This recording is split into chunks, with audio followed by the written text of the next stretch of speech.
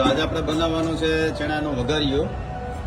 એમાં નાખવાનું છે આ લસણ, કાંદા, ધાણા, લીલું લસણ, ટમેટાનું ગ્રેવી, મરચાં, આદુ મરચાંની 2 પેસ્ટ અને બધું મિક્સ કરીને આને જે ઓલો સૂંદો કરી નાખવાનો ને. હા. તો હવે વઘાર કરવા તપેલો મૂકી દીધું છે અને ચૂલે બનાવવાનું છે. તેલ નાખી દીધું અને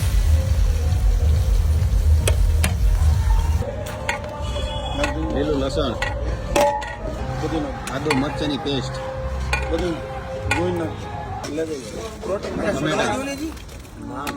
ચણાનો છે ને આવો માવો કરી નાખવાનો એકદમ ઝીણો.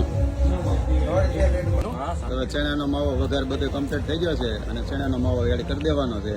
હવે એને 5 થી 10 મિનિટ ચડવા જો એટલે વઘારિયું આપણું તૈયાર. વઘારિયું હવે થઈ ગયું છે મસ્ત કમ્પ્લીટ તૈયાર.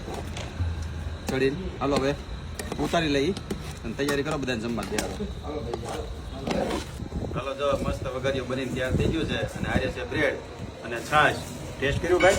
શું લાગ્યું વઘારિયું?